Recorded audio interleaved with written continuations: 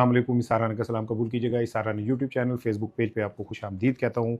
आज जुमेरात है, 9 मुहर्रमुल हराम है, 25 जून और 12 बाढ़ है। अल्लाह ताला से दुआ है कि आज सुबह ही सुबह जो लोग मेरा व्लॉग देख रहे हैं या दोपहर को देख रहे हैं या जब भी देख रहे हैं, अल्लाह ताला आप पे अपनी रहमतों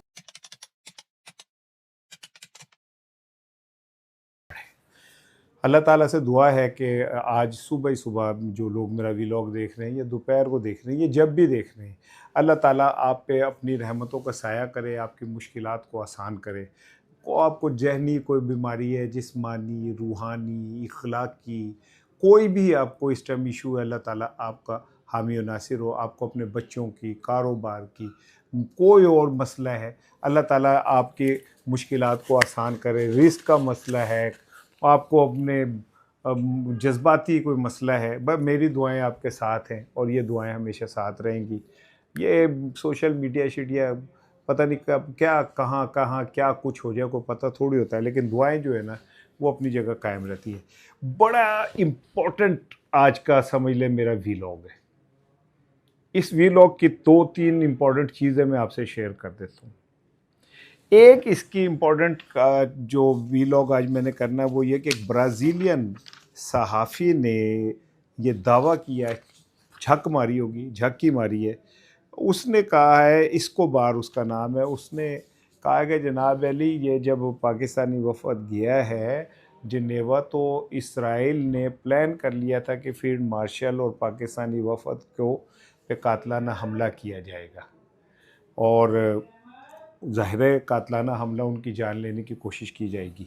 अब ये इतना खौफनाक किस्म का इल्ज़ाम और सामने आया जिस पे एक भूचाल मच गया कि क्या फील्ड मार्शल पे कातलाना हमला का मंसूबा बना था और ये कैसे बना था। ये मैं आज के व्लॉग का बड़ा इम्पोर्टेंट चीज़ है। दूसरी इम्पोर्टेंट चीज़ आज के व्लॉग की मेरी ये है कि कहते हैं ना वो जो शरीके जुर्म ना होते तो मुखबरी करते। आज 2 शरीके जुर्म मुजरिम जो हैं कल आमने सामने हुए और सब सुन रहे थे। तो एक उसमें शरीके जुर्म ने कहा कि आपकी और मेरी जो तनाई में बातें हुई हैं ना वो राज हैं और क़यामत तक मैं वो किसी से डिस्कस नहीं करूँगा और वो बातें मेरे साथ कब्र में जाएंगी।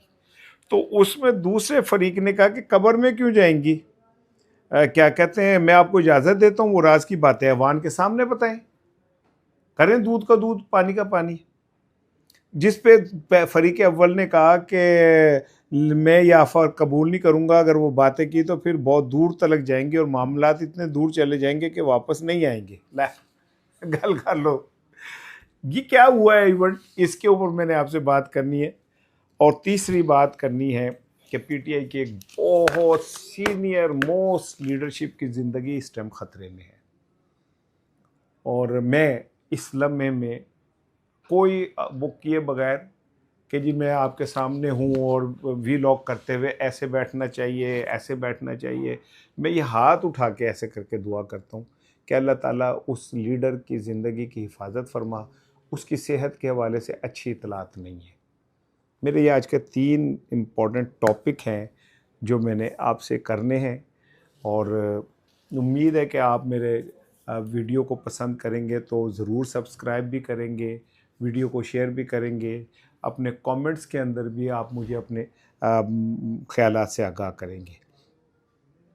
कल वो मुंतहा जो बच्ची है उसके साथ ज़्यादती करने वाले को सीसीडी ने मार दिया, गोली मार के ख़त्म कर दिया और उसका किस्सा तमाम कर दिया। हालांकि मैं इस बात से बिल्कुल मुत्तफ़िक नहीं हूँ कि आप इस तरह करके और उसको मार दें। मैंने तो ये कहा था, दरख्वास्त की थी कि पाकिस्तान की अदालतें फ़ौरी ट्रायल करें, स्पीडी ट्रायल करें, स्पीडी ट्रायल करके उसको सरेआम फांसी दें। ये तो कोई बात ना हुई कि जी वो उसको पता चल गया, उसे गोली मार दी, ख़त्म कर दी। भाई ये नहीं हल है। एक तो आप अपनी अदालतों को मजबूत करें। ये किसने पुलिस को हक दे दिया कि वो तय करे कि ये मुजरिम और इसे गोली मार दे। मैं किसी मुजरिम के साथ नहीं खड़ा, अल्लाह उनको बेड़ा गर्क कर दे जो इतने मासूम बच्चों, इतने मासूम चेहरों के ऊपर उन्हें खौफ खुदा नहीं है। और वो इस सतह पे बर्बरियत पे और शैतानियत और दरिंदगी पे चले जाते, उनको तो चौक में खड़े करके उनके पहले हाथ काटे, फिर टांगे काटे, फिर गर्दन काट दे मेरी तरफ से। लेकिन लोगों के सामने और अदालतों के जरिए, अदालतों को शर्म आनी चाहिए हमारी कि आज हम इस जगह पे चले गए हैं कि हम अदालतों पर ट्रस्ट नहीं करते कि केस अदालत में जाएगा, 6 साल केस अदालत चलेगा, वो मैनेज करेंगे और बरी हो जाएंगे। ये तो अब अदालतों को सोचना चाहिए। ये डिबेट के सीसीडी वाले जो हैं डायरेक्ट गोली मार देते हैं पंजाब हुकूमत की सीसीडी, उनको किसने ये लाइसेंस टू किल दिया है, ये डिबेट अलहदा है। लेकिन मैं ये ख्वाहिश रखता था कि ये मनूस आदमी कराची के अंदर 3 साल बच्ची के साथ जाती हुई है, उसकी बोरी बंद लाश बरामद हुई है। यार हम कहाँ चले गए? वहाँ 7 साल एक 9 साल एक बच्चा हो सरगोदा में, उसके साथ ज्यादती करके उसे कत्ल कर दिया गया। क्या जंगल में भी चीज़ों का तहफ़्फ़ुज़ होता है? और जंगल में जो क्या कहते हैं हिरनी होती है वो जिंदा रहती है, हिरनी के बच्चे भी जिंदा रहते हैं। वहां ये नहीं है कि हर ताकतवर आके हिरनी खा जाएगा या कुछ खा जाएगा, जंगल के भी असूल हैं। पाकिस्तान का मुझे कोई नहीं, हम इखलाकी तौर पे तबाह हो चुके हैं। और इसकी सबसे बड़ी जिम्मेदारी, मैं आता हूँ उन वाक़यात की तरफ कि क्या फील्ड मार्शल साहब पे कातलाना हमला की मनसूबाबंदी हुई थी, और वो कौन सा लीडर है जिसकी ज़िंदगी ख़तरे में है, और डॉक्टर्स कहते हैं कि इनके लिए दुआ करें। और ये जो 2 शरीके जुर्म थे, उनकी जो मुखबरियाँ आपस में हुई वो क्या थी, मैं उस पर आता हूँ। लेकिन मुझे ये बताएं कि हम मुसलमान हैं, ये मुल्क हमने नबी पाक सल्लल्लाहु अलैहि वसल्लम और अल्लाह के नाम पे लिया था। सबसे ज़्यादा तौहीन हम करते हैं, दुनिया में गर्दनक वडन टूरे हैं, और हम अपनी तालीमात, और इसके एक जिम्मेदार आज का दानिश्वर है जिसने 2 नंबर लोगों को हीरो बना के पेश किया, जिनका विजन ही कोई नहीं था, जो कहते हैं कि जनाब अली शऊर से पेट तो नहीं भरता। दूसरा मिंबर पे बैठा हुआ मौलवी है जिसने उस मिंबर की लाज ही नहीं रखी। इतने बड़े पेड़ बड़ा प्राडोज में गाड़ियों में आते हैं, बाहर से इमदाद आती है, करोड़ों अरबों रुपए पति होते हैं, जमीनें जायदाद, उन्होंने क्या सच बोलना है? क्या उन्होंने सच और जुल्म के खिलाफ आवाज बुलंद करनी है? वो तो अपनी खाल बचाएंगे। इतने पंजाब 25,000 रुपये लग गए ने मौलिया दे। ऐसे नहीं होगा भाई, ऐसे नहीं चलेगा। ये मुआशरा किसी दिन भी फट जाएगा, ये याद रखिएगा। हम जैसे लोग प्रेशर कुकर के ऊपर बैठी हुई सीटियां, जो सीटियां बजा रहे होते हैं, हम सीटी बजा रहे होते हैं कि प्रेशर कुकर फट जाएगा, और प्रेशर कुकर फट जाएगा, बच जाए बच जाए बच जाए। अब आ जाए जी बड़ी इंपॉर्टेंट चीज़ की तरफ। ये एक ब्राज़ील के सहाफ़ी हैं और इनका नाम है जनाब इस्कोबार। इस्कोबार ने एक सनसनीखेज़ दावा किया है।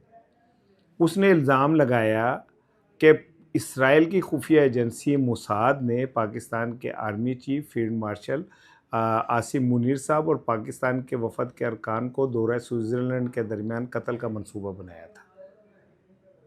अच्छा, ये बहुत बड़ा दावा, मैं समझता हूँ बड़ा खौफनाक किस्म का। ये जो सहाफ़ी है इस्कोबार, इसने ये किया। मैं पढ़ के तो मैं तो हैरान हो गया। फिर इसके बाद वो कहता है कि जी इस्कोबार साहब फरमाते हैं, बल्कि दरफुंतनी फरमाते हैं। वो कहते हैं कि पाकिस्तानी फ़ौज को इंतहाई मोतबर मालूमात मिली कि मोसाद नेतन्याहू के हुक्म पर जनरल आसिम मुनीर साहब और शायद बाकी पाकिस्तानी वफद स्विट्ज़रलैंड जाने जो चले गए हैं, उन पर कातलाना हमले की तैयारी कर रहे हैं। उसने मज़ीद इल्ज़ाम लगाया कि इस्लामाबाद ने मुमकिन तौर पर अमान के ज़रिए इसराइल को सख्त वार्निंग दी। इस्कोबार के मुताबिक पैगाम वाज़ेह था कि अगर हमारे वफद को छूते हैं तो हम आपको नक्शा दुनिया से के नक्शे से मिटा देंगे। और इस्कोबार ने कहा कि जनाब अली सोचना भी ना, यानी ये उसका कहना है कि पाकिस्तान का सोचना भी ना, हम ईरान नहीं है, हम तुम्हें सफ़ा हस्ती से मिटा देंगे और अमेरिका भी ऐसे कुछ नहीं समझेंगे। अच्छा, क्योंकि ये इल्ज़ाम बहुत हैवी है और इन हालात में तो इस पे बड़ा मतलब मैं तो I take it very serious कि अगर इसराइल की इतनी ज़रूरत हो। फिर मैंने ज़रा खुद पहले पहले मैं अपने तौर पे एक सहाफ़ती आपको अपना जायज़ा पेश करता हूँ कि पाकिस्तानी वफ़द जब वहाँ गया और फ़ील्ड मार्शल साहब वहाँ तशरीफ़ लेके गए, तो फिर हमारी ज़िम्मेदारी हिफाजत की नहीं थी, ये अमेरिका की और इंटरनेशनल क़ुव्वतों की ज़िम्मेदारी थी।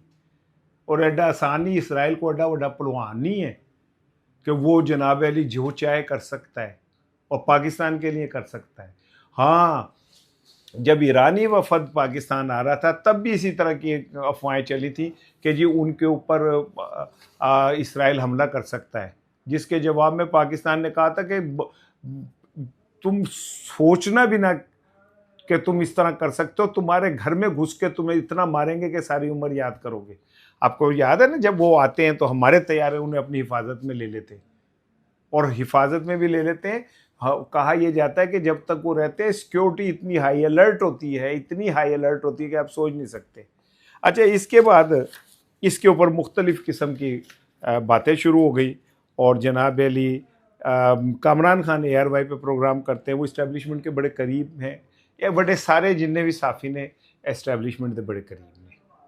ये मेरे जैसे छोटे छोटे साफ़ी ये इस्टेब्लिशमेंट के करीब, सानू इन्ना कोई मुँह नहीं लांदा, हमारी इतनी हैसियत औकात नहीं है कि इस्टेब्लिशमेंट के हम करीब हो, तो सानू तो अपने इलाके का SHO जो है वो मान नहीं है भाई। मैं मेरे तो बेटे की शादी पे ढोल बजा था तो पुलिस आ गई थी कि जरा तुझे ढोल रात को बजान दे, बंद करो नहीं तो साढ़े नाल चलो। तो हम तो इस लेवल के साफ़ी हैं।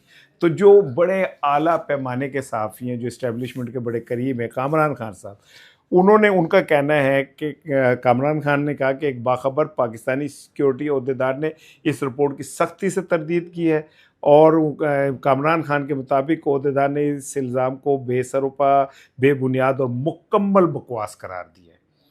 अहदेदार ने कहा कि वज़ीर-ए-आज़म शहबाज शरीफ और फील्ड मार्शल आसिम मुनीर साहब का स्विट्ज़रलैंड का दौरा बगैर किसी रुकावट या सिक्योरिटी खदशात के मुकम्मल हुआ। अहदेदार के मुताबिक ये कामरान खान साहब कोट कर रहा हूँ, कहा कि दौरे के दौरान किसी भी मरहले पे स्विस या अमरीकी सिक्योरिटी टीमों की जानिब से कोई सिक्योरिटी अलर्ट जारी नहीं किया गया, और ना ही मामूल से भी कोई खदशा जाहिर किया गया। जो मैंने आपको बात की कि ये अमेरिकन और स्विट्ज़रलैंड और दीगर उनकी जिम्मेदारी थी वहाँ पे, एडी गल नहीं की है, मतलब को इसराइल ना हुआ कोई वो सा को पता को जगह बदमाश हो गया कि जब भी जाए जो कर दे, उसे भी अपनी औकात का पता, और फिर पाकिस्तान का उसे पता है कि हम कहाँ पे खड़े हुए हैं। अच्छा, अहदेदार ने मजीद कहा कि स्विस शहर लॉस्ट्रन में वफद के क़याम के दौरान पाकिस्तान के सिक्योरिटी इंतजामात मुकम्मल तौर पर फ़ाल रहे। कत्ल के इस दावे को यकसर मुस्तरद करते हुए अहदेदार ने रिपोर्ट को बेबुनियाद अफसाना, जिसका हकीकत से कोई ताल्लुक़ नहीं, वो बात जिसका फसाने में कहीं जिक्र न था, ये वो बात उनको बहुत नागवार गुजरी है।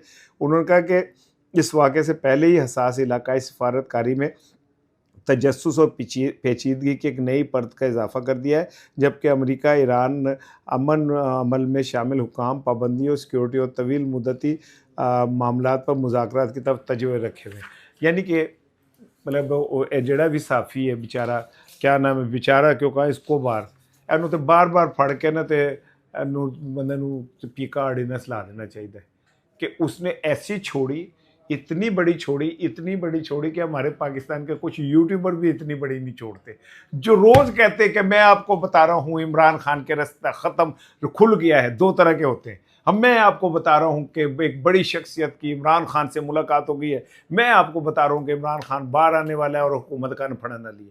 दूसरी तरफ के जो साफ़ी है वो कहते हैं मैं आपको बता रहा हूँ कि Imran Khan done and dusted हैं और उनको बता दिया गया कि तुम्हारी ऐसी की तैसी, और मैं आपको बता रहा हूँ कि सिक्योरिटी ज़राए कहते हैं कि तुम्हें ऐसा कर देंगे। दो तरह से साफ़ी ने, तो वहाँ पे भी तो साफ़ी इस्कोबार साहब जो है वो भी इसी तरह के साफ़ी हो सकते हैं। हो सकता है ब्राज़ीली च उन्होंने किसी और ना पुकारा जाता हो, मुझे नहीं पता, लेकिन मैंने कहा मैं ये खबर आपको शेयर कर दूँ। अब आ जाए जी, वो शरीक जुर्म ना होते तो मुखबरी करते। हुआ ये, कल कौमी असम्बली के अंदर जब शहबाज शरीफ साहब दाखिल हुए, माफ़ कीजिएगा भाई, सुबह सुबह प्यास लग जाती है, तो उन्होंने अंदर घुस के मौलाना फजलुर रहमान साहब के पास गए और वहाँ जाके उनसे हाथ मिलाया, और उसके साथ ही कहा कि आपका मेरा एहतराम का रिश्ता है, आप हमेशा शफ़क़त करते हैं। उन्होंने कहा कि मौलाना फजल रहमान साहब से जो भी बातें तन्हाई में हुई वो राज हैं, क़यामत तक किसी से डिस्कस नहीं करूँगी, वो बातें कब्र में मेरे साथ जाएंगी। इस मौके पे मौलाना फजल रहमान ने जवाबन कहा कि वज़ीर-ए-आज़म ने जो मोहब्बत का इज़हार किया है, मैं इसको वेलकम करता हूँ और इसके साथ ही इजाज़त देता हूँ कि राज की बातें ऐवान में सबके सामने बता दें। शहबाज शरीफ साहब ने कहा, मौलाना साहब का शुक्रिया, लेकिन ऑफ़र इसलिए कबूल नहीं करूँगा कि अगर वो बातें की तो फिर दूर तलक जाएंगे और मामलात इतने दूर चले गए जाएंगे कि वापस नहीं आएंगे। अच्छा जी, अब आ जाएँ उस बात को जो मौलाना फजल रहमान ने मेरा ख्याल है मोहम्मद नदीम साहब के प्रोग्राम में कही थी कि जी मुझे बुलाया जनरल बाजवा ने और मुझे बिलावल भुट्टो, शहबाज शरीफ और बाकी लोग खड़े थे और उन्होंने कहा कि आपने अदम एतमाद लानी है।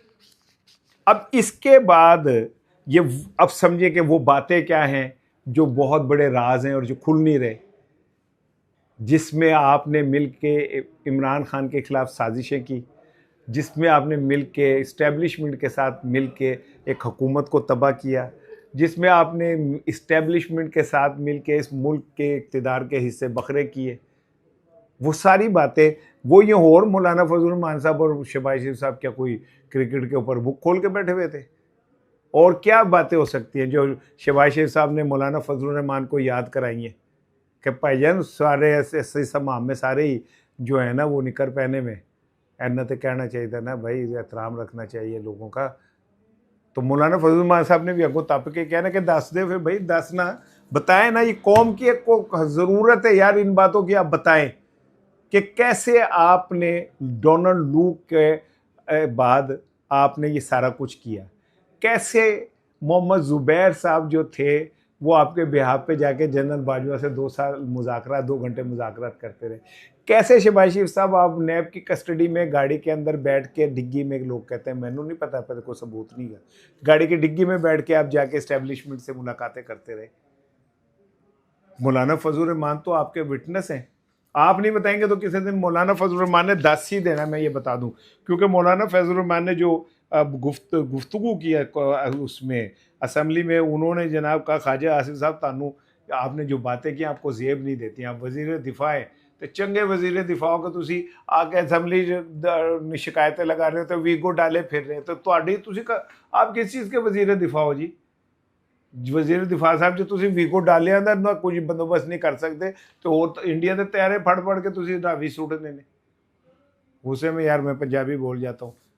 तो उन्होंने कहा ये ना करें, उन्होंने कहा देखें हमें मजबूर ना करें, हमने 4 सदा में लाखों का इज्तिमा किया है और हम आगे भी कर सकते हैं। अब आ जाए जी एक बड़ी ही संजीदा किस्म की बड़ी तकलीफ दे खबर है। कल मैं मंसूर अली खान साहब के प्रोग्राम में था तो मैंने कहा कि जी ये हुकूमत इतनी जालिम हो गई है